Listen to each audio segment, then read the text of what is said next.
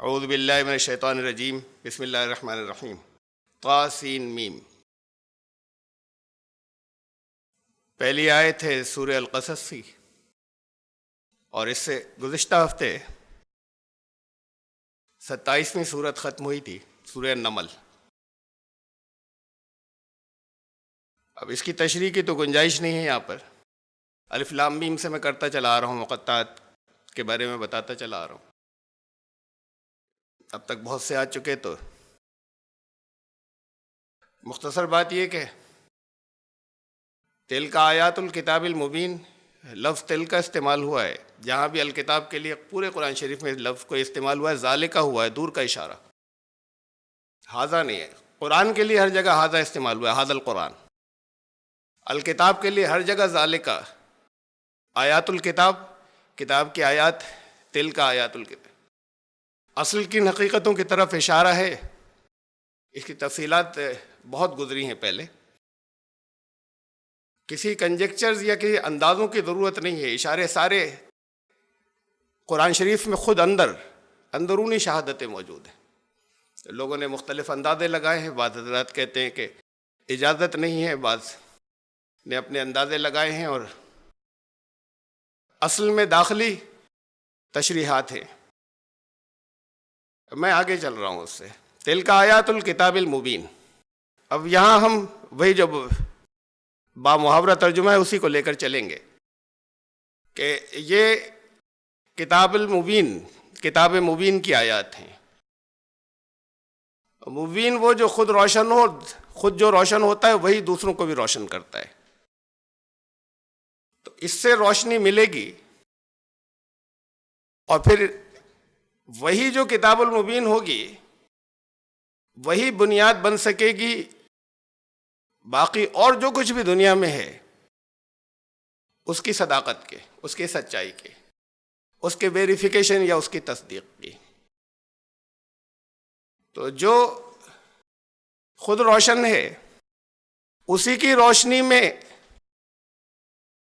اور جو کچھ بھی ہمیں کچھ ملے گا، کہیں ملے گا، چاہے وہ دوسرے دینی مراجع ہوں، سورسز ہوں دین کی، اور چاہے دنیا کے دوسرے بہت سے علوم ہوں اور ان کے اصول ہوں،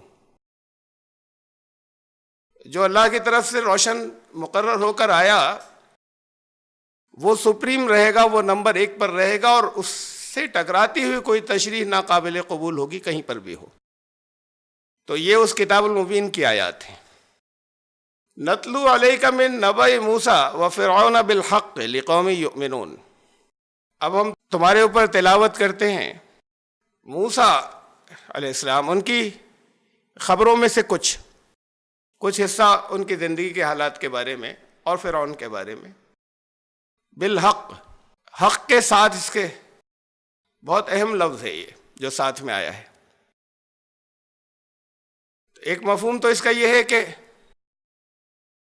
یہ واقعات سب یہاں جو لائے گئے ہیں قرآن میں جگہ جگہ، پرانے قوموں کی داستانیں، یہ حق کو واضح کرنے کے لیے ہیں۔ اور دوسری بہت اہم بات کہ پچھلی قوموں نے اپنی کتابوں میں تحریفیں کی، کہیں کی اور کہیں ہو گئیں، اور خاص طور سے ایسا ہے کہ انبیاء کے واقعات، باقی تمام واقعات بھی دیومالائیں بن گئیں، ڈسٹارٹ ہو گئے، گڑبڑ ہو گئے۔ انبیاء کے تقدس کی بڑی دھجیاں اڑائیں، ان کی پوترتا کی، وہ جسے قرآن سے پہلے جو کتابیں قریب کے دور میں آئیں، قرآن کے انجیل اور اس سے پہلے توریت، بے انتہا بیہودہ واقعات اور بیہودہ داستانیں انبیاء کے ساتھ میں، نبیوں کے ساتھ میں وابستہ ہیں۔ تو قرآن نے اسے صاف ستھرا کر کے رکھا، ان واقعات کی تصحیح کی، اس کا کریکشن کیا۔ تو فرمایا کہ جو اصل ہے، جو حق ہے، وہ ہم بتا رہے ہیں۔ یہ جو کچھ پہلے گزرا وہ بھی تم نے سنا ہوگا، تقریباً ملتی جلتی کہانیاں، داستانیں ہیں، کم از کم جہاں تک پچھلی ہسٹری یا تاریخ کا تعلق ہے. لیکن اس کے بعد زمین آسمان کا فرق ہے، وہاں تو معمولی تھا فرق ہے ان واقعات میں. لیکن اس کے بعد اس اصل حقیقت میں زمین آسمان کا فرق ہے کہ وہ شخصیات جنہیں اللہ کی طرف سے چوز کیا جاتا تھا، منتخب کیا جاتا تھا، ان کے ہی کردار داغدار ہوں گے تو وہ نمونہ کیسے بنیں گے؟ تو اسلام نے عصمت انبیاء کا تصور دیا کہ جب اللہ سے ان کا براہ راست رابطہ ہوتا تھا اور واسطہ ہوتا تھا اور انہیں رول ماڈل بنانا تھا، انہیں نمونہ بنانا تھا، تو ان کی زندگی بھی نگرانی میں ہوتی تھی. اگر بشری تقاضوں سے کسی غلطی کی طرف بڑھنے کا رجحان ہوتا تھا تو روک دیا جاتا تھا. ان کو رول ماڈل بننا تھا، ان کو نمونہ بننا تھا. تو یہ فرق ہے. توریت اور انجیل نے جہاں انبیاء کا قصے بیان کیے ہیں، واقعات بیان کیے ہیں، خاص طور سے وہ اولڈ ٹیسٹمنٹ میں. جو لوگ نہیں جانتے ان کے لیے کہ یہ بائبل جو کتاب کہلاتی ہے اس کے دو حصے ہیں، ایک اولڈ ٹیسٹمنٹ، ایک نیو ٹیسٹمنٹ، پرانا عہد نامہ اور نیا عہد نامہ. نیا عہد نامہ شروع ہوتا ہے حضرت عیسیٰ علیہ السلام سے. ان سے وابستہ 4 انجیلیں، انہوں نے تو جو کچھ کہا وہ انجیل تھی، تو 4 تو ہو ہی نہیں سکتی. ایسا ہے جیسے کوئی 4 قرآن. لیکن بہرحال وہ ایک الگ داستان ہے.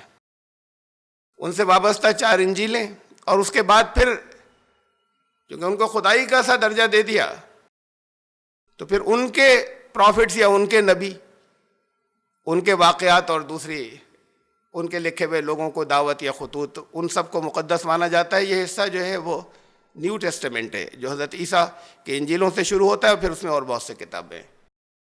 اس سے پہلے حضرت عیسیٰ سے پہلے جن کچھ ہسٹوریکل کچھ تاریخی کتابیں ہیں، اور کچھ کتابیں نبیوں سے منسوب ہیں، انبیاء کی طرف ریفر کی گئی ہیں.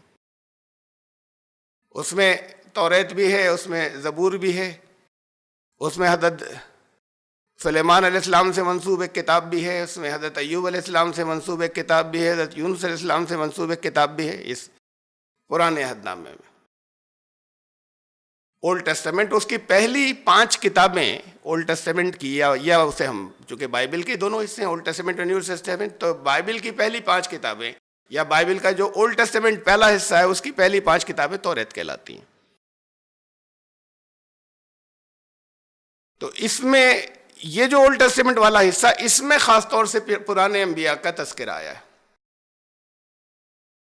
تو ان کے ساتھ میں انتہائی فحش، لچر، اور جس میں دونوں طرح کی چیزیں شامل ہیں. عقائد سے متعلق بھی گمراہی ان کے ساتھ میں ایسوشیٹ کی گئی، وابستہ کی گئی، اور کردار میں فحش ترین، بری سے بری جو چیزیں ہو سکتی ہیں وہ بھی نبیوں کے ساتھ میں جوڑی گئی.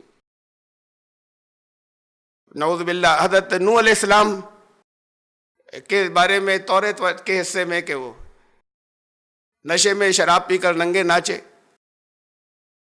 حضرت لوط علیہ السلام نے اپنی لڑکی سے صحبت کی. حضرت داؤد علیہ السلام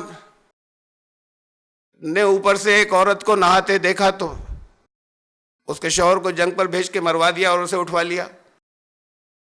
حضرت سلیمان کی رنگرلیوں کی بہت سی داستانیں. تو یہ کیا انہوں نے انبیاء کے ساتھ میں، جنہیں وہ پروفٹس کہتے تھے. حضرت موسیٰ کو یہودی یا بنی اسرائیل کے لوگ سب سے بڑے، سب سے عظیم ترین پروفٹ مانتے ہیں. ان کے ساتھ بھی گڑبڑ کی، اس درجے کی نہیں، لیکن جگہ جگہ سرکشی یا نافرمانی کے واقعات حضرت موسیٰ کے ساتھ بھی ہیں. تو قرآن نے انہیں سیدھا کر کے رکھا، ان تمام چیزوں کو، ان خرافات کو ہٹا کے حق بیان کیا. تو یہ ہے کہ اب ہم موسیٰ اور فرعون کے واقعات میں سے کچھ، اس کی خبروں میں سے کچھ حصہ تمہیں سناتے ہیں جو حق پر مبنی ہے. یہ سچ ہے اور اس کے خلاف جو کچھ ہے وہ جھوٹ ہے. تو قرآن نے پچھلے لوگوں نے اپنی کتابوں میں جو گڑبڑ کر لی تھی اور جن واقعات میں کو گڑبڑ کیا تھا، جن عقیدوں کو گڑبڑ کیا تھا، جن نبیوں کی زندگی کے حالات کو گڑبڑ کیا تھا، اس کا بھی کریکشن کیا، اس کی تصحیح بھی کی. اور اللہ کا کلام ہے اور قیامت تک قرآن اللہ کی کتاب ہے، فائنل آخری. آئندہ جو گڑبڑ ہونے والی تھی وہ بھی اللہ کو معلوم تھا، اللہ کے علم میں تھی، اس لیے اس کا بھی کریکشن کیا. جو آئندہ ہو جائے گی ایڈوانس میں کریکشن. لوگ ایسا کہیں گے، بات یہ ہے حضرت ابراہیم علیہ السلام کے ساتھ میں 3 جھوٹ منسوب کیے گئے. ایسے نبی جن کا نام لے کے آپ دعائیں کرتے ہیں رسول اللہ صلی اللہ علیہ وسلم کے لیے کہ اللہ ان پر ایسی رحمت نازل فرما، ہر روز کرتے اپنے نمازوں میں، جیسی ابراہیم علیہ السلام پر کی تھی. اللہ نے سرٹیفکیٹ دیا قرآن میں جن کو کہ تم سارے امتحانوں سے گزر گئے اور کامیاب گزرے، کہیں ہلے نہیں. نبی جھوٹا نہیں ہوتا. یہ بات کو داخل کی ہوئی چیزیں ہیں ہمارے بزرگوں کے نام پر کتابوں کے اندر جن پر ایمان لے آئے ہیں. اس طرح کی چیزیں کہ انہوں نے 3 جھوٹ بولے، وہ شفاعت نہیں کر پائیں گے. اور امت کا وہیں انہی کتابوں کے اندر وہیں برابر میں ہی وہ بھی ہیں روایات جس کے اندر یہ کہ ہر ایمان لانے والا شفاعت کرے گا. جو جنتی ہوگا وہ باقی دوسرے لوگوں کے لیے شفاعت کرے گا، تو ہر غیر شفاعت کرے گا. اور حضرت ابراہیم نہیں کر سکتے، انہوں نے 3 جھوٹ بول دیے تھے. جھوٹ یہ پہلی چیز ہے نبیوں کے ساتھ میں. رسول اللہ صلی اللہ علیہ وسلم کوئی صفت ایسی نہیں تھی جو بچپن سے ان کے اندر اچھی صفات اخلاق بچپن سے نمایاں نہیں ہو، لیکن یہ 2 سب سے اوپر تھیں اس کے اندر، تو وہ ان کو لقب ملے الصادق الامین. جو سچا نہیں ہوگا اس کے کلام کا کیا اعتبار. تو یہ تو پہلی صفت ہوتی تھی. تو قرآن نے کہا ہر نبی سچا تھا، لیکن قرآن نے حضرت ابراہیم کا نام لے کر کہا انہ کان صدیقا نبیا. یہ ایڈوانس میں کریکشن کیا تھا. ہر نبی کے ساتھ کہا جا سکتا تھا، ہر پیغمبر کے ساتھ کہا جا سکتا تھا. حضرت ابراہیم کے ساتھ اس لیے کیا کہ یہ یہاں پر یہ الزام لگنا تھا، تو اس کا کریکشن ایڈوانس میں ہے کہ سچے نبی تھے، صدیق تھے، ان کے ساتھ جھوٹ کا لفظ نہیں ہے، اب آئے گا آئندہ کبھی. تو اب ہم حضرت تمہیں سناتے ہیں اس وقت جو، اور اس لیے کہ اس صورت کے اندر حضرت موسیٰ اور فرعون کے جو حصہ کی داستان کا جو حصہ بیان کیا گیا اس کا تعلق ہے جو اس صورت میں مضمون بیان کیا گیا آگے، اس لیے متعلقہ حصہ اس سے کنسرن جو ہے وہ تمہیں اس وقت سنایا جا رہا ہے، وہ حصہ جو حق. اب اس کے اندر دیکھیے کچھ حصے میں آپ کو توریت کے دکھاتا ہوں. جو 5 کتابیں اس میں سے Exodus, the book of Exodus, کتاب الخروج. لاوی کے گھرانے کے ایک آدمی نے And there went a man of the house of Levi and took to wife a daughter of Levi. لاوی کے گھرانے کے ایک آدمی نے لاوی کے گھرانے یا نسل کی ایک عورت سے شادی کی. یہ ریفر کیا گیا ہے آگے، اگر آپ اور پڑھیں گے اور تو اس سے معلوم ہو جائے گا کہ یہ جو ہے یہ تذکرہ یہ ان کے ماں باپ کا ہے، ان کے والدین کا ہے، حضرت موسیٰ کے. اچھا کیا ان سے شادی ہوئی دونوں کی.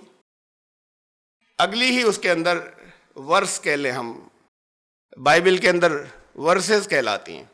ورس کا مطلب ہوتا ہے شعر، کسی نظم کا کوئی شعر. ان لوگوں نے اپنی کتاب اللہ کے لیے کہ آیات کے لیے یہ لفظ اختیار کیا ہے، ورسز آف دی بائبل. ہمارے یہاں انگریزی میں مسلمانوں نے اسی کی نقل میں قرآن کی ورسز کہنا شروع کر دیا، ورس نمبر فلاں فلاں. قرآن کے اندر شاعری نہیں ہے، یہ شعر نہیں ہے. تو یہ تو بہت سیریس بات ہے یہ کہ اس کے ساتھ میں لفظ ورس بولا جائے. کوئی ترجمہ نہیں. لفظ آیت کا دنیا کی کسی زبان میں کوئی ترجمہ ہی نہیں ہے، بہت وسیع مفہوم ہے آیت. تو ہم لفظ آیت استعمال کریں، لفظ قرآن کا بھی نہیں کرتے نا ترجمہ، لفظ آیت کا بھی نہیں کریں، سب کی سمجھ میں آئے گا آیت کسے کہہ رہے ہیں. تو اس کی جو یہ ورس نمبر 2 ہے، چیپٹر نمبر 2 ورس نمبر 2. جب وہ حاملہ ہوئی and the woman conceived، اور ان کا بیٹا ہوا and bare a son, and when he saw him that he was goodly child she hid him 3 months. ان کو 3 مہینے تک چھپایا. کیوں چھپایا اس پر میں کچھ بات کروں گا بات کو. اب یہ ترتیب سے 3 4 5 جو ان کی ورسز ہیں اسے سن لیں کہ جب بیٹا ہوا تو اس کو 3 مہینے تک چھپایا, بہت خوبصورت تھا. And when she could no longer hide him, پھر اس کے بعد 3 مہینے کے بعد نہیں چھپا پائی. کیوں نہیں چھپا پائی اس پہ بھی ان کی جو تفسیریں ہیں میں اس کی میں وضاحت کروں گا. تو پھر اسے وہ ایک سرکنڈے کی ٹوکری بنا کر اور اس کے اندر سرکنڈے کی جو جھاڑیاں تھیں نیل کے کنارے وہاں رکھائیں اور اس کو ایسے سیل کر دیا کہ وہ ڈوبے نہیں اور اس کے اندر پانی نہ بھرے.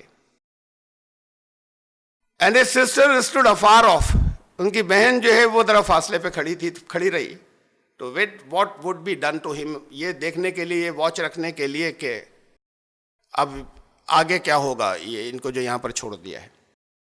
اب یہ جو اتنا حصہ ہے اس کے اوپر ان کے یہاں بڑی بحثیں چلی بنی اسرائیل میں, یہودیوں میں, یہودی علماء کے اندر. ہمارے یہاں بھی بہت سی آیات کی بہت سی تشریحات اور تفسیریں ہوتی نا, ان کے یہاں تفسیریں جو ہیں وہ مدراس کہلاتی ہیں جو یہودیوں کے یہاں ہیں. اور ہماری بعض تفسیروں کے اندر, بہت سی تفسیروں کے اندر پرانی بہت سی چیزیں ایسی جو ناقابل یقین ہے یا وہ داخل ہو گئی ہیں کہیں. ان کے یہاں بھی بھرمار ہے ایسے مدراس کے اندر. اور یہ مدراس سے لفظ مدرسہ نکلا ہے جو ہمارے یہاں اختیار کر لیا گیا.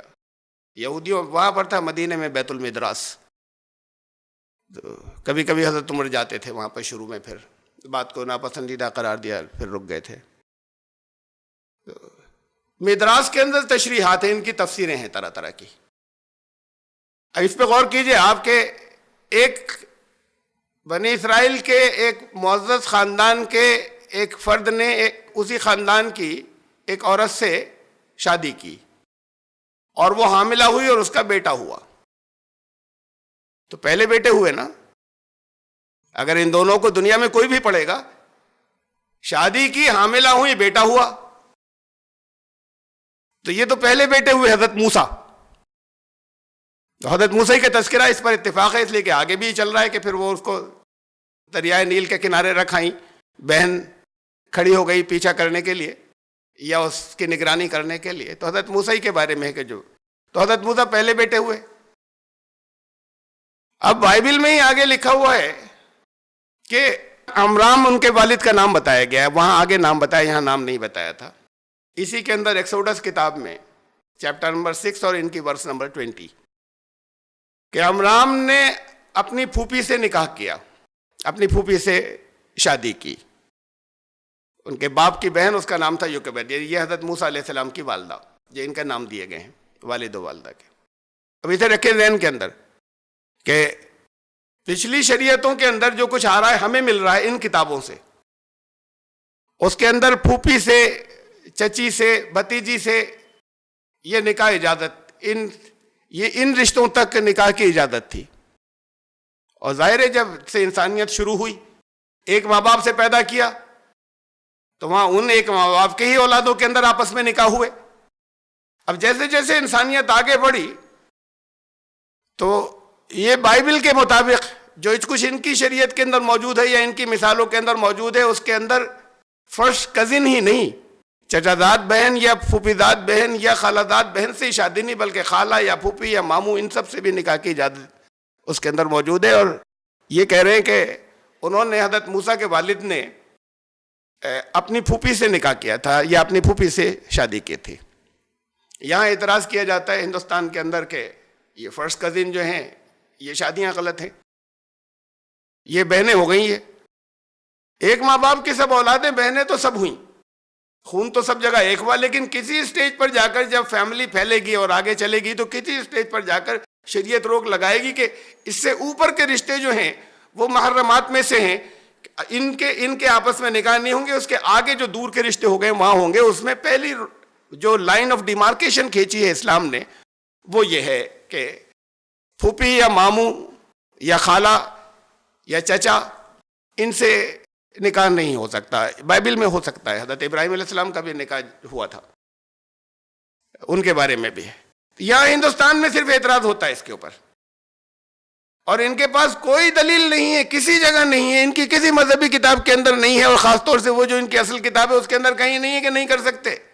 یہ بات کی کچھ لکھی ہوئی کتابوں کے اندر درج ہے جو ان کے اصول بات کے پنڈتوں نے لکھ کر بنا لی ہیں. کسی جگہ کوئی حد بندی نہیں ہے کہ کن سے شادی ہو سکتی ہو، کن سے نہیں ہو سکتی. یہ اعتراض کرتے ہیں. یہ خالی ایک کلچرل بات ہے کہ ایک زمانے سے ان کے ہاں ایک ایسا قانون مقرر ہو گیا. الگ الگ ہوتے ہیں. گجرات کے اندر ایک گاؤں کے ایک لڑکا اور ایک لڑکی شادی نہیں کر سکتے، تو کہتے ہیں سب بھائی بہن ہیں. تو گاؤں میں وہاں کی رسم یہ ہے کہ گاؤں کے ایک لڑکا ایک لڑکی آپس میں، آندھرا پردیش میں اور ساؤتھ کی باقی ساری اسٹیٹس کے اندر ماموں سے شادی کی جا سکتی ہے ہندوؤں میں، اسی ہندوستان کے اندر.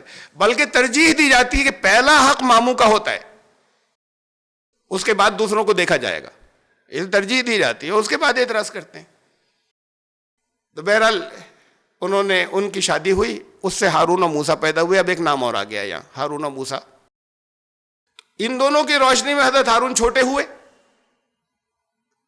دونوں کی شادی ہوئی، حضرت موسیٰ پیدا ہوئے. اب یہاں کہا جا رہا ہے حضرت موسیٰ اور ہارون پیدا ہوئے، تو اس لیے بعد ان کے محققین تو مانتے ہیں کہ حضرت ہارون چھوٹے تھے. لیکن وہیں اس کے اندر بائبل میں ہی ایک ورس ہے بک آف نمبرز کے اندر، جس میں ہے کہ حضرت ہارون جو ہیں وہ حضرت موسیٰ سے 3 سال بڑے تھے. اور جب موسیٰ 80 سال کے تھے، یہ کتاب خروج میں ہی ہے، چیپٹر نمبر 7 اور ورس نمبر 7. جب موسیٰ 80 برس کے تھے اور ہارون علیہ السلام 83 برس کے تھے، تو انہوں نے فرعون سے کلام کیا. فرعون کے پاس جب پہنچے تو عمریں ان کی یہ تھیں. اب یہ کہ یہ حضرت ہارون 3 سال بڑے ہو گئے. وہ پہلے جو آئے ہیں یہاں ٹکراؤ ہو رہا ہے، شادی کرتے ہی وہ پیدا ہوئے، حضرت موسیٰ پیدا ہوئے. تو یہ حضرت ہارون ان سے بڑے کیسے ہو گئے؟ اس کا حل انہوں نے یہ نکالا. وہ جو مدراس تفسیر ہیں ان کی، اس میں طرح طرح کے ایکسپلینیشن بہت ہیں، بڑی لمبی لمبی بحثیں ہیں. اور ان تفسیروں میں یہ ہے، اب یہ ان کی کیا سند ہے، وہ کہاں سے لائے، اس کا کچھ پتہ نہیں. ہمارے یہاں بھی کوئی سندیں نہیں ہوتی ہیں، بہت سی چیزیں بیان کر دی جاتی ہیں اس کی، جو پرانے واقعات کی. بھئی ایک تو تفسیر یہ ہوتی ہے کہ غور کر کے آپ کچھ چیزیں رکھیں، اور ایک یہ کہ وہ واقعات ہی گڑھنے شروع کر دیں. پرانے واقعات، ہسٹری جسے کہتے ہیں، اپنی عقل سے کہ اس کو تو ہمیں ٹھیک کرنا ہے، یہ کنٹراڈکشن یا تضاد ختم کرنا ہے. کہ وہ جو ایکسوڈس، اسی چیپٹر کی، اسی بک کی، ایکسوڈس کتاب الخروج کی جو شروع کی ورسز ہیں، ان سے کلیئر ہو رہا ہے کہ حضرت موسیٰ بڑے تھے. اس وقت تک کسی لڑکے کا ذکر نہیں ہے. شادی ہوتے ہی وہ پیدا ہو گئے تھے، 3 مہینے چھپائے رکھا تھا، پھر اس کے بعد دریائے نیل کے حوالے کیا تھا.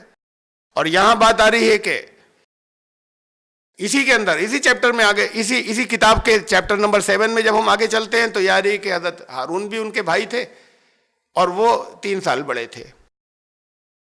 یہ اچھا، ایک بہن کا ذکر بھی آ چکا وہاں پیچھے. اب جب بہن ساتھ چلی تو بہن بڑی تھی، اس پر پھر سے غور کر لیجئے. یہ شروع میں تھی کہ یہ پیدا ہوئے، تو اب یہ تو سب سے پہلے ہی ہوئے نا. ایک عورت نے اس خاندان کی، یعنی حضرت موسیٰ کے والد، اور ان کی شادی ہوئی، اور شادی ہوتے ہی پھر ایک بیٹا ہوا. شادی کے بعد جیسے ہی بیٹا ہوا تو انہوں نے اسے چھپایا، 3 مہینے تک چھپائے رکھا، پھر چھپانا ممکن نہیں رہا تو پھر دریائے نیل کے حوالے کیا. اور بہن جو تھی وہ کھڑی رہی دیکھنے کے لیے کہ ہوتا کیا ہے، تو بہن تو بڑی ہوئی.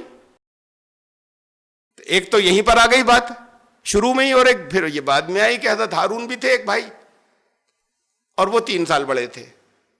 تو اب اس مشکل کا حل انہوں نے اپنی تفسیروں میں نکالا ہے، اور ان کی تفسیروں کے مطابق، اور اس میں بہت لمبی تشریحات ہیں اور بہت لمبے ڈسکشن ہے. اس پہ تو پوری کتاب ہو جائے اگر اس خالی اس موضوع کے اوپر، جتنی تشریحات الگ الگ ہیں. میں جو زیادہ ان کے یہاں چلتی ہے بات وہ سنا رہا ہوں آپ کو، کہ اس کا حل انہوں نے نکالا کہ فرعون نے یہ اعلان کیا تھا کہ بنی اسرائیل میں جو لڑکا پیدا ہو اسے دریا میں ڈال دیا جائے. اس سے پہلے جو بائبل میں آج ہے وہ یہ کہ بڑی تعداد بڑھ گئی ان کی، بنی اسرائیل کی تعداد بڑی تیزی سے بڑھ رہی تھی.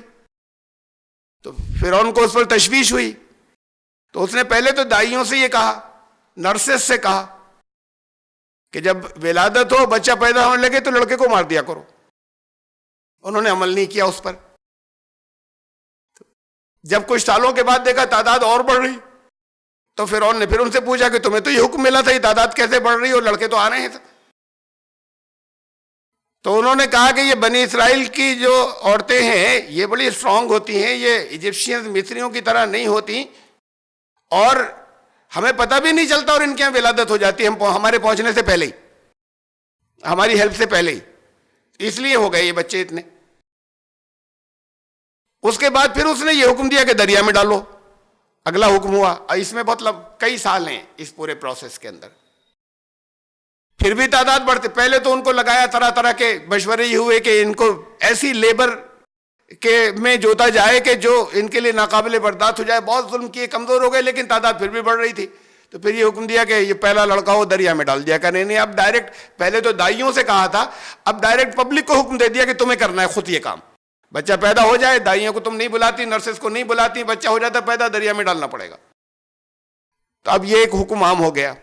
تو جب یہ حکم عام ہو گیا تو حضرت, اب یہ ان کی تفسیر کہ انہوں نے حضرت موسیٰ کے والد جن کا نام عمرام دیا ہوا ہے یہاں پر, انہوں نے کہا کہ اب پھر فائدہ کیا یہ شاید اس رشتے کا, جب آگے اولادیں نہیں ہو سکتی, یعنی اگر اولاد نہیں ہو سکتی تو رشتے ہی کا کوئی فائدہ نہیں. پھر انہوں نے کہا اس کو طلاق دے دی اپنی حضرت موسیٰ کی والدہ کو. حمل ان کو رہ گیا تھا, پریگننٹ تھی وہ حضرت موسیٰ ان کے پیٹ میں. حضرت موسیٰ کی ایک, اب کسی اور شادی سے نہیں ہوں گی یہ, ان کی ایک بہن تھی, اس نے ان کو جھاڑا بہت, اس کا نام مریم ہے. مریم نے بہت جھاڑا, والد کو کہا کہ بہت شرم دلائی کہ یہ کیا کیا آپ نے, واپس لے کر آئیے. تو وہ پھر لے آئے اور انہوں نے پھر شادی کر لی. تو اب یہ جو دوسری شادی کی ہے, دوسرا نکاح کیا, اس سے حضرت موسیٰ پیدا ہوئے, اور اس سے پہلے پیدا ہو چکے تھے. چونکہ تو یہ کہا گیا کہ یہ انہوں نے بیاہ کیا اور حضرت موسیٰ پیدا ہوئے, اور اصل میں وہ دونوں پہلے پیدا ہو چکے تھے, ہارون اور مریم. یہ ایکسپلینیشن انہوں نے دینے کی کوشش کی ہے. اس کے بھی بہت تضاد ہیں جو آتے ہیں, میں انہیں نہیں لا رہا بیچ میں کہ ساری پھر ڈیٹیل اسی کے اوپر ہو جائے گی. یہ مریم جو ہے, ان کو بائبل پروفیٹس کہتی ہے. بائبل کے مطابق عورتیں بھی نبیہ تھیں ہوئیں, جن میں 7 بہت بڑی بڑی تھیں, جن میں سے ایک مریم تھی. یہ مریم حضرت موسیٰ کی بہن, یہ خود بھی ایک پروفیٹس تھی.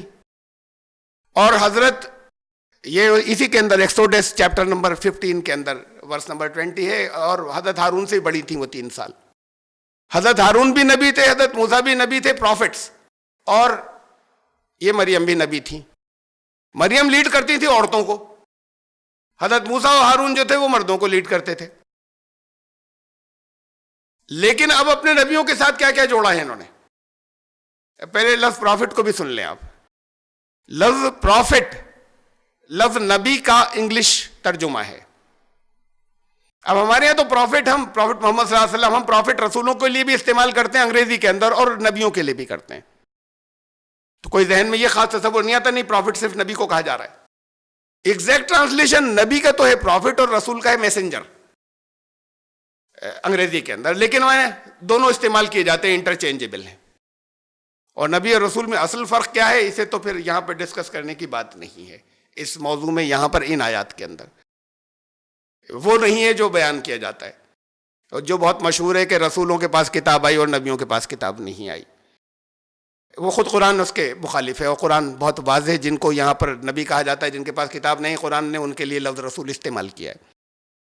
تو بہرحال اصل فرق کیا ہے, کچھ ہے, لیکن نبی کے معنی خبر دینے والا. میں ابھی صرف لٹرل بات کر رہا ہوں.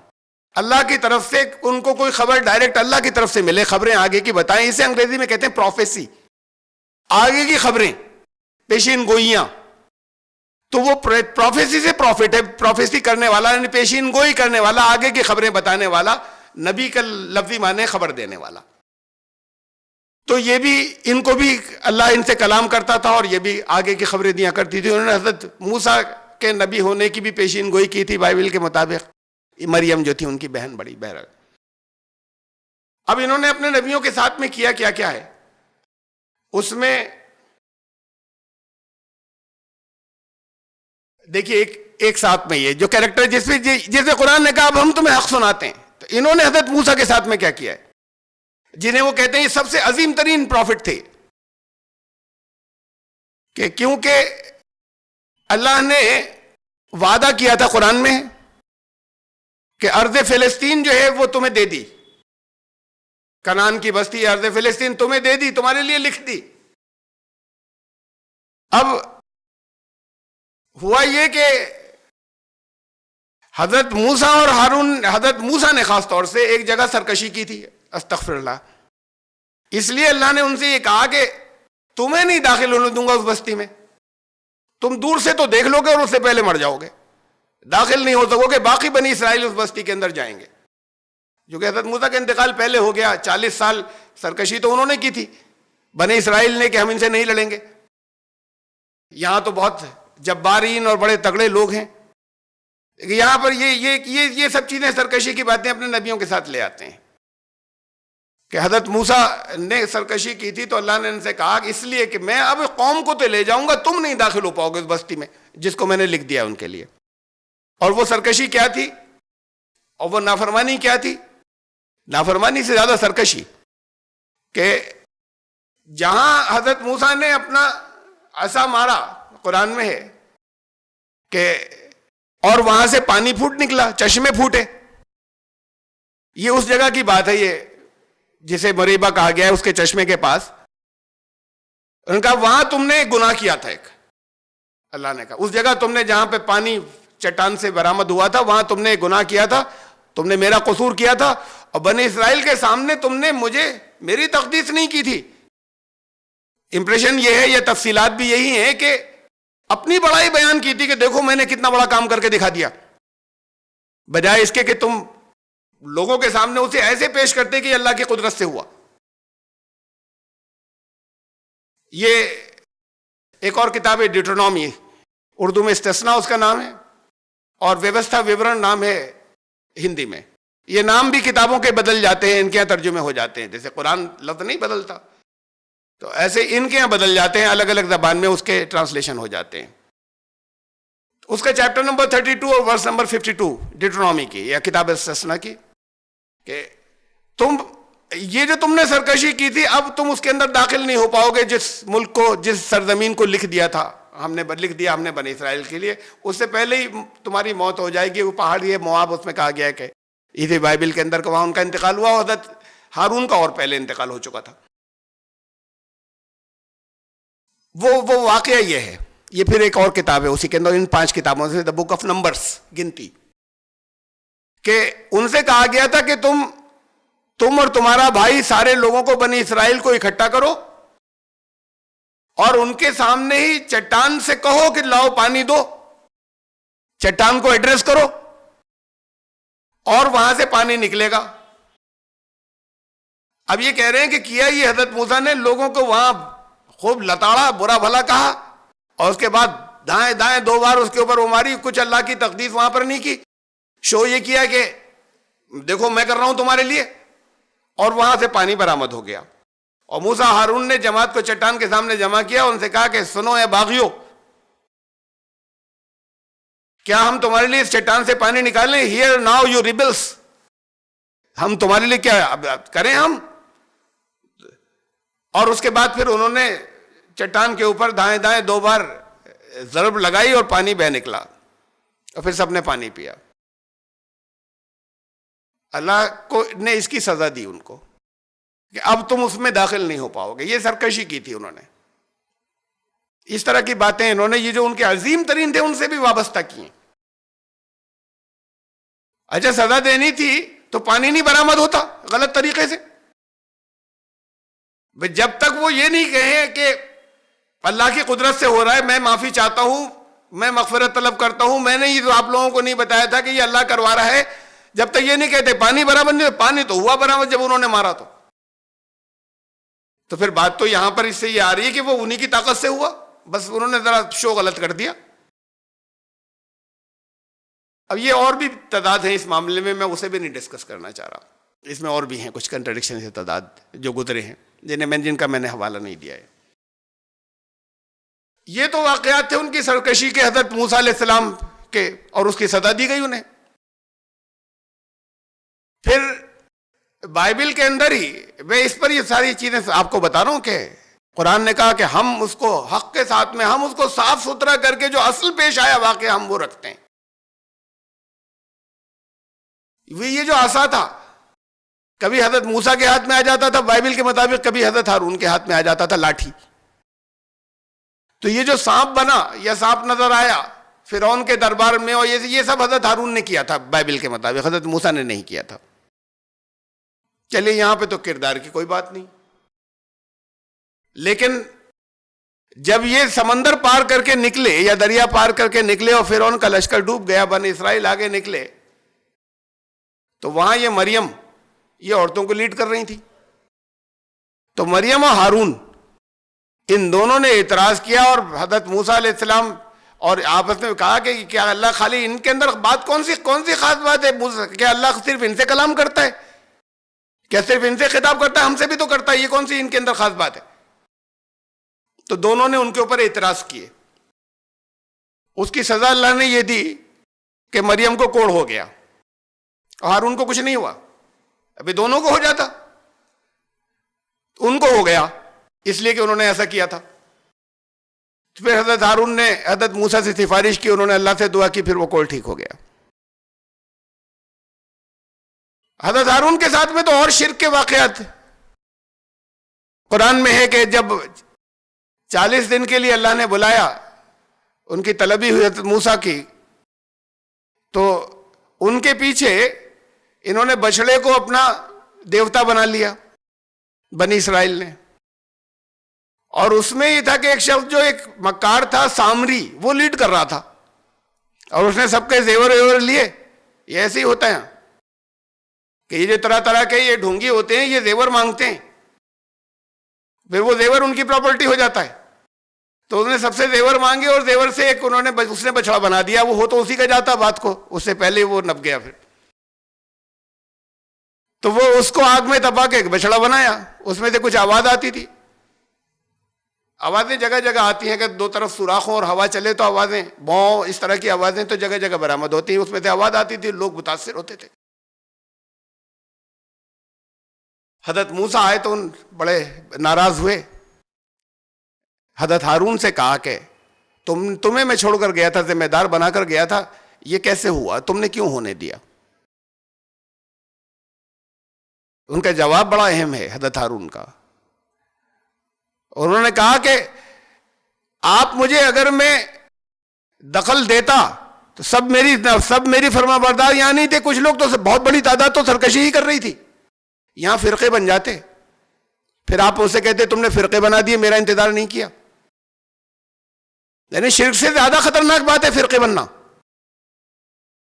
کہا کہ کچھ دن حضرت موسیٰ آگے سنبھال لیں گے، کچھ دنوں کی بات ہے، تو انہوں نے شرک ہو جانے دیا، اور حضرت موسیٰ مطمئن ہو گئے اس جواب پر کہ یہاں فرقے نہیں بن جائیں، اس لیے میں نے برداشت کر لیا۔ یہ بہرحال بائبل کے مطابق یہ بچڑا حضرت ہارون نے بنایا تھا۔ انہوں نے لوگوں سے ان کے زیور مانگے، لوگوں نے کہا ہمارے لیے ایک دیوتا بنا دو، انہوں نے کہا لاؤ اپنے اپنے زیور، اور انہوں نے ایک دیوتا بنا دیا اسے تپا کے۔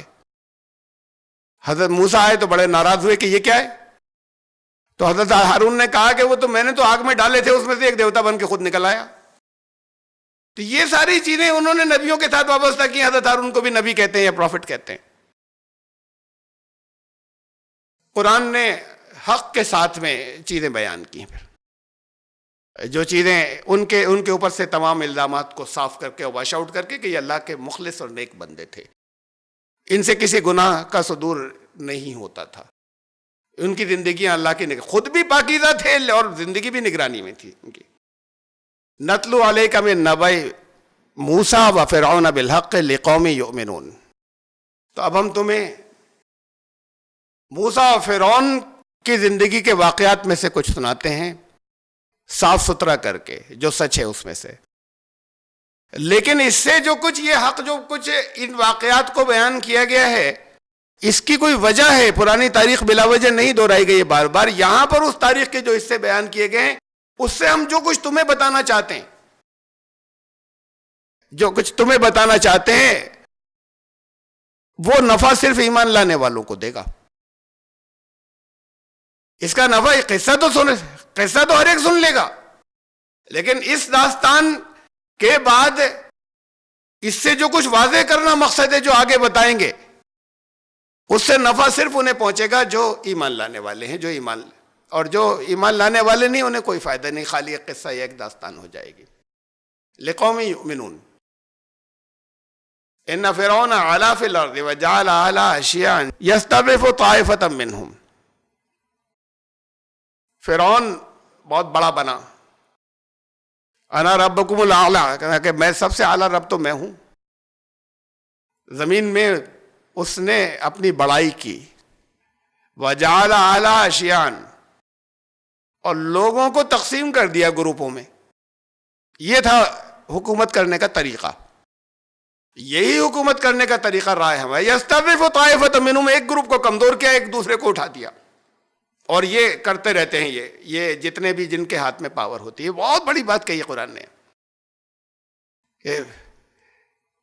یہ کرتے رہتے ہیں. حضرت اس سے پہلے وہ گزری سورہ نمل، ملکہ سبا جو تھی، جب اطلاع یہ ملی کہ حضرت سلیمان کا لشکر آ رہا ہے تو اس نے مشورہ کیا اپنے درباریوں سے، مشیروں سے. تو انہوں نے کہا کہ ہم تو بہت طاقتور قوم ہیں، فیصلہ آخری آپ کا ہے، ہم لڑنے کو تیار ہیں. تو بہت سمجھدار تھی وہ، اور جو اطلاعات ملی تھی اسے خوب اچھی طریقے سے اندازہ تھا کہ ان سے نہیں لڑا جا سکتا. تو اس نے بتایا، اس نے سمجھایا کہ یہ جو فاتح ہوتے ہیں، یہ بڑے بڑے جو سمراٹ ہوتے ہیں، شہنشاہ ہوتے ہیں، اور جب فتح کر لیتے ہیں کسی کو تو بہت ذلیل کرتے ہیں، بڑی بری گد بناتے ہیں اور ذلیل کر کے رکھتے ہیں وہ. اور کہا کہ یہ خالی ان کی بات نہیں ہو رہی، وہ تو نہیں جانتی تھی حضرت سلیمان کے کردار کو، وہ تو ایک شاہوں کا ذکر کر رہی تھی. وَكَذَلِكَ يَفْعَلُونَ، یہی ہوتا ہے ہمیشہ، یہی ہوتا چلا آیا ہے کہ جیتنے والے ان کو ذلیل بنا کر رکھتے ہیں. ان کی جو کچھ وہاں کرتے ہیں، پھر وہ قوم جو ہے ہمیشہ کی پستی میں چلی جاتی ہے. جو جیتتے ہیں، جو داخل ہوتے ہیں، شاہوں کا رویہ یہی ہوا کرتا ہے. کہا کہ فرعون جو تھا وہ گروپوں میں تقسیم کر دیا تھا، اور کبھی ایک کو اٹھاتا تھا اوپر، کبھی دوسروں کو. یہ ایسے حکومت کرتا تھا. ایسے ہی سب حکومت کرتے ہیں.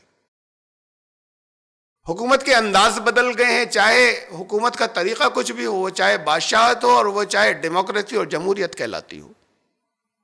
جن کے ہاتھ میں پاور جب زیادہ ایبسولوٹ ہو جاتی ہے، ڈیموکریسی کے اندر یا جمہوریت میں جب طاقت بہت زیادہ کسی کے ہاتھ میں نہیں ہوتی، اپوزیشن اسٹرانگ ہوتی ہے، تب تو اتنا نہیں ہو پاتا یہ.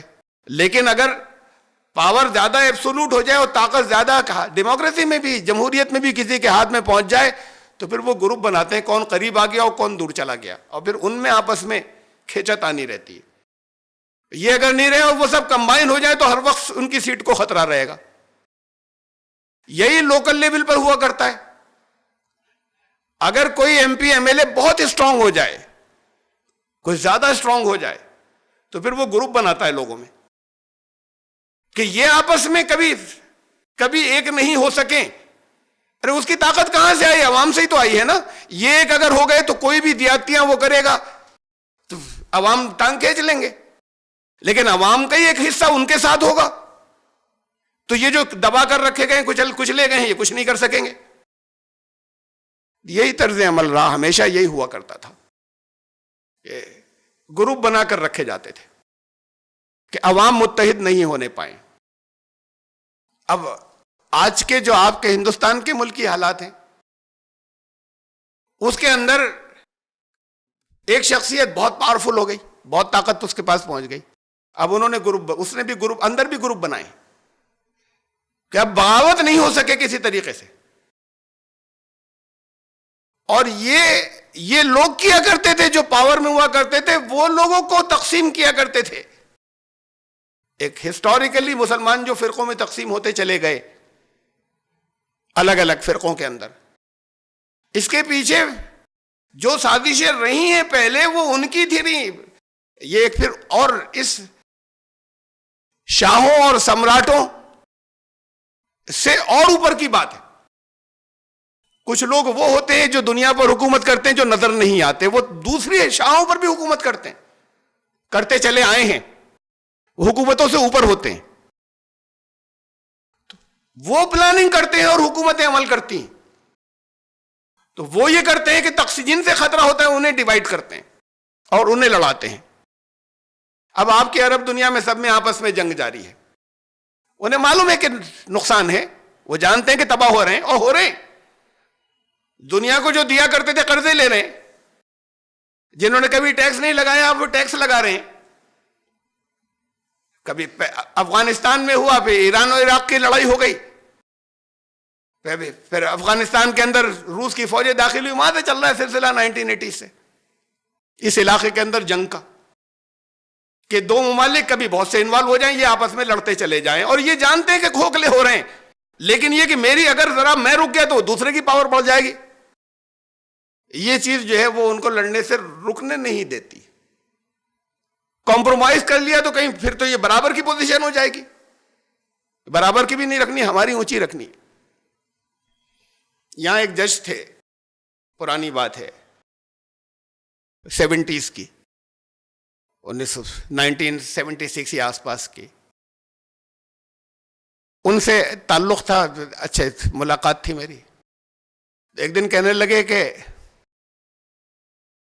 ہمارے یہاں جو مقدمے آتے ہیں اس میں دو پارٹیز ہوتی ہیں، دو فریق ہوتے ہیں، جائیداد اور اس پر حساب فہمی، اکاؤنٹس، پیسے مار لینا، اس پہ جو لڑائیاں ہوتی ہیں اس میں ہوتا یہ ہے کہ دونوں کھوکھلے ہو جاتے ہیں.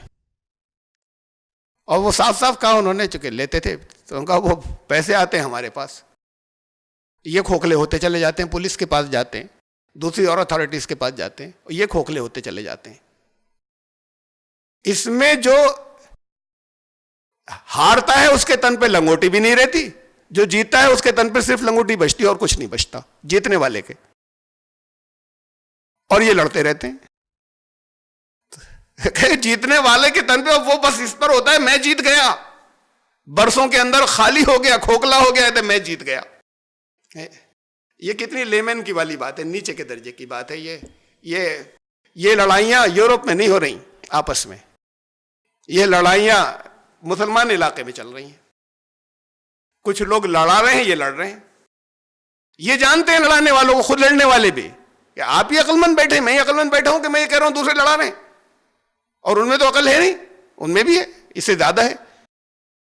جانتے ہیں اور پھر کر رہے ہیں، اور کھوکھلے ہوتے چلے جا رہے ہیں. معلوم نہیں کس کے تن پہ لنگوٹی بچے گی، اور باقی دوسرا جو ہے وہ لنگوٹی بھی نہیں بچے گی. اس کے اینڈ کیا ہوگا؟ اور اینڈ اگر کسی جگہ ایسا اسٹیلمنٹ جا کے کہ دونوں بے انتہا کمزور ہو کے روک دیں تو چند دن بعد پھر شروع ہو جائے گی کسی جگہ کسی اور بات پہ. یہی تو دیکھتے چلے آ رہے ہیں. جنگ عظیم میں یورپ میں لڑائی ہوئی آپس میں، یورپ کی طاقتیں لڑیں. اس کے بعد سیکنڈ ورلڈ وار کے بعد انہوں نے طے کیا اب ہم آپس میں نہیں لڑیں گے، ہماری آپس میں بھی جنگ ہوگی تو کسی اور جگہ لڑیں گے، میدان دوسرا ہوگا، یہ میدان ہمارے ملک نہیں ہوں گے. اگر ہم یہ آپس کے ایگریمنٹ ہوا ان کا اور نہیں لڑے، اس کے بعد پھر کسی ایک طاقتور ملک نے دوسرے پہ حملہ نہیں کیا جو پہلے کر دیتے تھے، جو زیادہ پاورفل ہو جاتا تھا، کہ ہماری لڑائی بھی ہوگی تو ہم دوسری جگہوں پر لڑیں گے، اپنے یہاں نہیں لڑیں گے. وہ اس معاہدے پہ قائم ہے، یہ معاہدہ نہیں کر سکتے کہ ہم نہیں لڑیں گے، اور دوسروں کی جنگ آپس میں لڑ رہے ہیں. یہ کرتے ہیں جو اوپر بیٹھے ہوتے ہیں، وہ کرواتے ہیں. یہ خود نہیں لڑ رہے، ان کی باغیں کہیں اور ہیں جہاں سے لڑنے پر مجبور ہیں. بس وہ خالی اتنی سی سائے کی ہے کہ جو ان کے اندر ڈیولپ کر دیے، ورنہ باغیں کہیں اور ہیں، اور وہاں سے چل رہی ہے لڑائی. ایک جگہ ختم ہوتی ہے، کسی دوسری جگہ شروع ہو جاتی ہے. یہ فرعون کرتا تھا، یہ وہ انسین پاورز کرتی ہیں. یہ ٹکڑے بنا دیے مسلمانوں میں بہت سے. میں نے آپ کو پہلے بھی سنایا تھا، اسے پھر دوہرا رہا ہوں. ایک انٹرنیشنل کانفرنس میں ایک یہودی نمائندے ملے اسرائیل کے، بہت اچھی معقول گفتگو کر رہے تھے. انہوں نے کہا بہت سے اختلافات ہمارے اور مسلمانوں کے ختم ہو جائیں، رہیں گے کچھ باقی، بہت سے ختم ہو جائیں اور بہت سی غلط فہمیاں دور ہو جائیں، لیکن وہ اس لیے نہیں ہو پاتی کہ بیٹھ کر بات چیت کرنا ممکن نہیں ہے مسلمانوں سے. یعنی کہ ہمارے عیسائیوں سے دشمنی ہماری زیادہ ہے, مسلمانوں سے نہیں ہے اس درجے کی. عیسائی ہمارا بچہ بچہ جانتا ہے کہ پوری 23 تاریخ کو ہمارے بچے بھی جانتے ہیں کہ جب جب ہم عیسائیوں کی حکومت میں رہے تو انہوں نے ہمارا قتل عام کیا, اور جب جب ہم مسلمانوں کی حکومتوں کے اندر رہے تو ہمارے جان مال کی حفاظت ہوئی. 2 نمبر کا شہری تو انہوں نے بنایا, لیکن ہمارے جان مال کی حفاظت ہوئی, قتل عام نہیں ہوا, عزت آبرو کی بھی حفاظت ہوئی. یہ بات, یہ تاریخ ہمارا بچہ بچہ جانتا ہے. اور مذہباً ہم جتنا زیادہ اسلام سے قریب ہیں اتنا دنیا کے کسی اور مذہب سے قریب نہیں. عیسائیت سے تو ہماری دشمنی ہے اس بنیاد کے اوپر کہ ان کی تو بنیاد یہ ہے کہ وہ خدا کے بیٹے تھے حضرت عیسیٰ, اور یہودیوں نے ان کو صلیب دے دی. تو عیسائیوں سے تو دشمنی ہے ہماری, اور یہودی انہیں مکار کہتے, یا مکار کہتے تھے, جھوٹا کہتے حضرت عیسیٰ علیہ السلام کو. مذہباً ان سے تو دشمنی ہے, اور دنیا میں کوئی مذہب ایسا نہیں ہے جس سے اسلام سے زیادہ ہم جتنا قریب اسلام سے اتنا کسی مذہب سے نہیں ہے. مذہباً عقائد کے طور پر, عقائد کے معاملے میں, اور سیاسی پوزیشن یہ ہے تاریخ کی, پچھلی ہسٹری کی. اس کے باوجود مسلمانوں سے بہت زبردست اختلاف ہے ہمارا پوری دنیا کے اندر, عیسائیوں سے نہیں ہے, کم ہے, نہیں کے برابر ہے. عیسائیوں سے بھی تھا. ہوا یہ کہ پچھلی صدی میں انٹرفیتھ ڈائیلاگ ہوئے, مذاکرات بین المذاہب. اور انٹرفیتھ ڈائیلاگ کا مطلب ہی یہ تھا کہ یہودی عیسائی ڈائیلاگ. انٹرفیتھ کے نام پہ بہت سے مذاہب کے لوگ اکٹھے ہوتے ہیں. انٹرفیتھ ڈائیلاگ کا مطلب ہی یہ بن گیا تھا کہ انٹرفیتھ ڈائیلاگ ہو رہے ہیں, بین المذاہب مذاکرات, یہودی عیسائی مذاکرات. سینکڑوں ہوئے پوری دنیا کے اندر 1901 سے لے کے 19 اور یہ پچھلی سینچری کے اندر پورے. اس کا نتیجہ یہ ہوا کہ بہت سی چیزیں ہماری آپس میں سلجھ گئیں.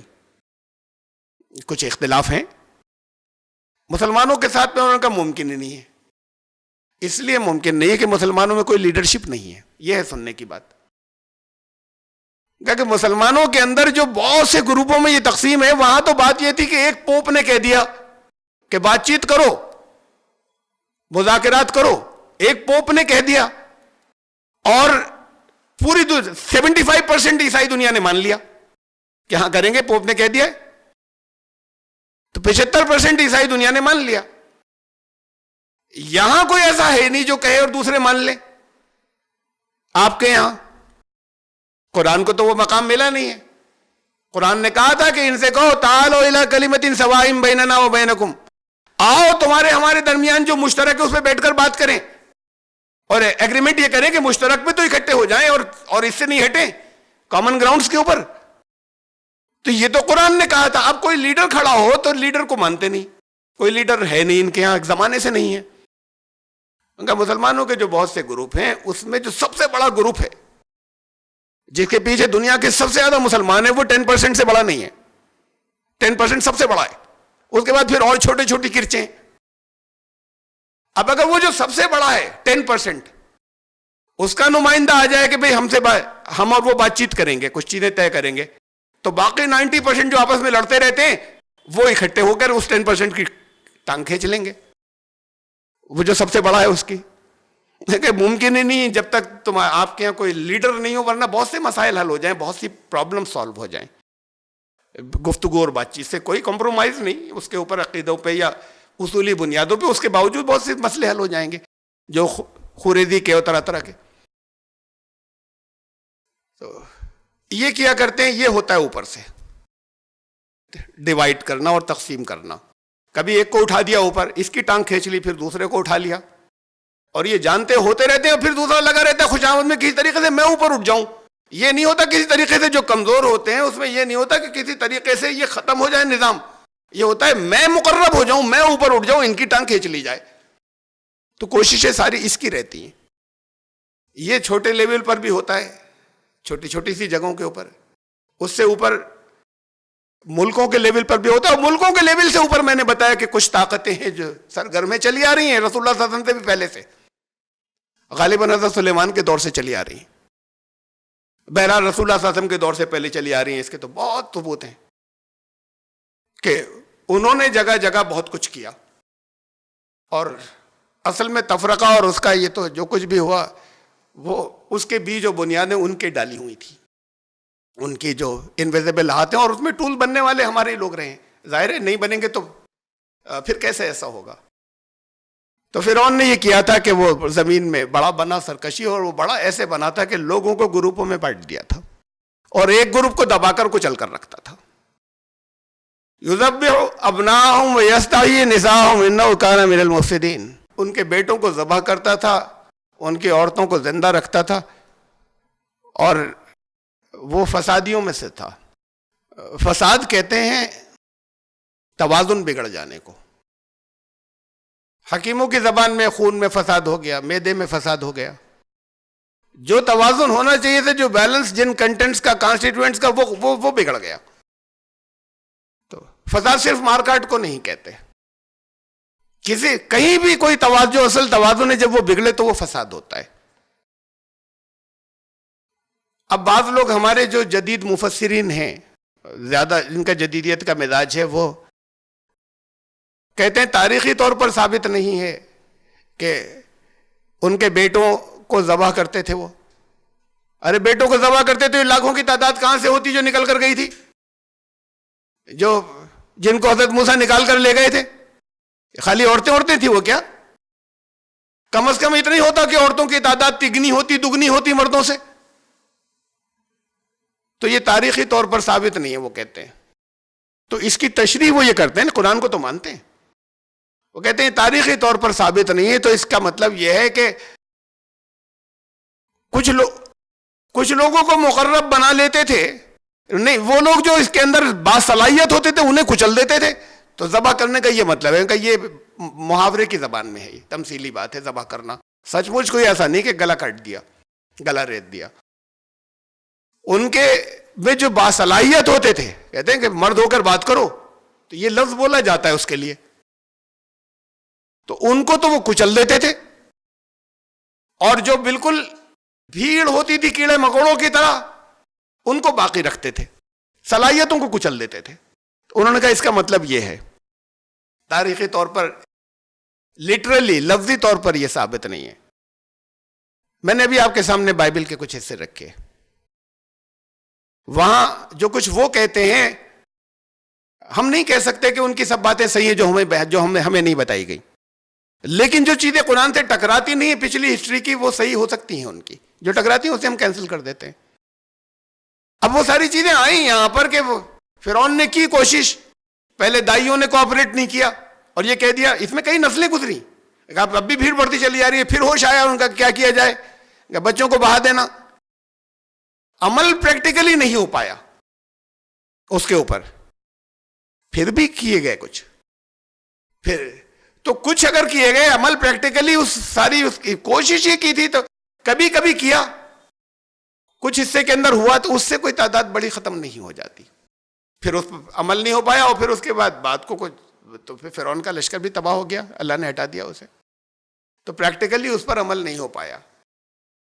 کبھی کبھی ہوتا تو پھر یہ مطلب بھی اس کا ہو سکتا ہے جزوی طور پر، یہ نہیں کہ جتنے بیٹے پیدا ہوتے تھے سب کو قتل کر دیتے تھے، اولاد نرینہ کو یا میل چائلڈز کو ختم کر دیتے تھے، عورتوں کو زندہ رکھتے تھے۔ کہیں اگر یہ ہوتا رہتا تھا کہ کام کرنے والے اور نکلنے والے تو لڑکے یا مرد ہوتے ہیں نا، لیکن ذرا سا ظلم اتنا تھا، ذرا سی بات ہوئی جان سے مار دیا۔ عورتوں کے ساتھ یہ نہیں کرتے تھے کہ جان سے مار دیا، مردوں کے ساتھ یہ کیا کرتے تھے ان کے کہ ذرا، یہ تو غلام قوم تھی۔ تو یہ سب مفہوم اس کے ہیں، اور کوئی اس کے اندر ایسی چیز نہیں جس سے ہم یہ نتیجے نکالنے شروع کر دیں کہ صاحب اتنی بڑی تعداد کیسے ہو گئی تھی، اور ہم کہیں کہ نہیں یہ لفظی لفظاً نہیں ہوا تھا۔ لفظاً یہ نہیں کہ لگاتار ہر بچے کو قتل کر دیتے تھے، یہ مطلب نہیں ہے، ضروری نہیں کہ یہ مطلب۔ بعض حکم یہ بھی جاری ہوئے، اس پر عمل نہیں ہو پایا، اور جس قوم کو کچلا جاتا ہے اس کے مردوں کو ذبح کیا جاتا ہے، تو بیچ بیچ میں ان کے ساتھ یہ زیادتیاں ہوتے رہتے ہیں کہ تمہارے ان کو عورتوں کے ساتھ تو یہ نہیں کرتے تھے کہ انہیں جان سے مارنے، لڑکوں مردوں کو جان سے مار دیا کرتے تھے، یہ غلامی کے اندر ہر ایک کو نہیں۔ انہ کان من المفسدین، تو وہ بے شک وہ فرعون جو ہے وہ فسادیوں میں سے تھا، اس طریقے سے اس نے یہ فساد پھیلایا ہوا تھا، یہ توازن بگاڑا ہوا تھا، یہ بیلنس، ظلم کرتا تھا، لوگوں کو اوپر نیچے اٹھانا۔ تو ہم آیت نمبر 4 تک پہنچے سورہ القصص کی، اور انشاءاللہ زندگی رہی تو آئندہ پھر آیت نمبر 5 سے پھر دوبارہ شروع کریں گے. سبحان ربک.